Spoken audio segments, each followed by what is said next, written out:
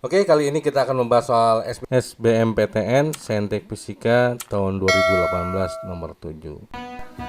Ayo, semangat berbagi. Dukung channel Toto Belajar Fisika. Jangan lupa subscribe and like, share, and comment. Terima kasih. Suatu bejana kokoh yang berisi gas ideal dikocok berulang-ulang. Manakah pernyataan yang benar tentang keadaan gas tersebut? Nah, oke. Ditanya setelah dikocok. Nah, kita perhatikan di sini. Ini kata petunjuknya adalah dikocok berulang-ulang. Ada suatu bejana. Berarti kalau gitu ini bejananya nggak berubah. Berarti sebelum dan sesudah dikocok, berarti volumenya sama. Berarti satu kita anggap setelah satu itu dikocok-kocok, dua itu adalah setelah dikocok. Oke, ini sebelum dikocok, ini sesudah dikocok. Jadi volumenya sama. Nah, apa maksud dikocok berulang-ulang? Kalau kita tabung ini kita kocok berulang-ulang, ini artinya partikel-partikel si gas ini akan sering menumbuk dinding tabung. Oke, jadi akan sering menumbuk dinding tabung. Tapi tidak menambah kecepatan, hanya sering menumbuk dinding tabungnya. Berarti kalau dia sering menumbuk dinding tabung, berarti kan sini otomatis momentumnya akan bertambah besar. Sehingga kalau momentum bertambah besar, tekanannya juga akan bertambah besar. Ingat, momentum itu adalah F kali delta T kali perubahan momentum. Berarti kalau kita lihat di sini, F itu sama dengan perubahan momentumnya dibagi delta T. Ingat, ini setelah dikocok ini perubahan momentumnya jadi besar ya, delta P-nya jadi besar.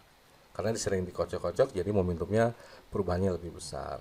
Nah, kalau kita bicara yang namanya tekanan, tekanan adalah gaya persatuan luas. Sehingga di sini kita punya tinggal perubahan momentumnya dikali A-nya dikali delta T-nya.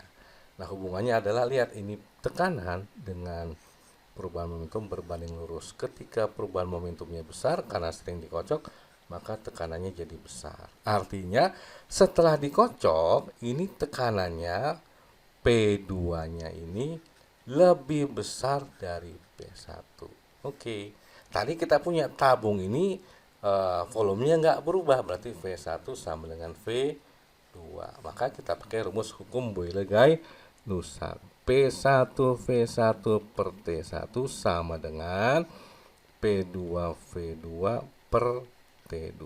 Berarti kalau kita mencari T2 karena ini volumenya konstan, isokorik, kita coret thread. Ya, berarti T2 sama dengan P2 kali T1 per P1.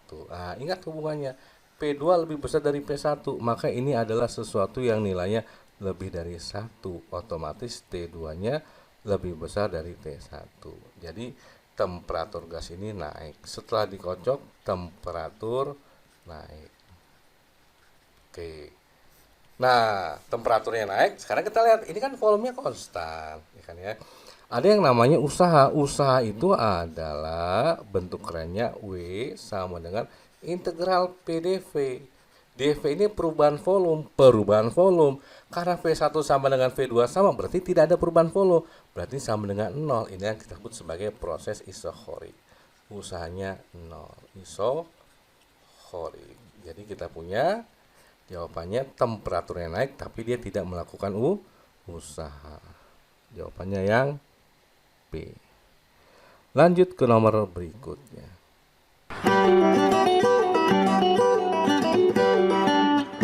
ありがとうございました。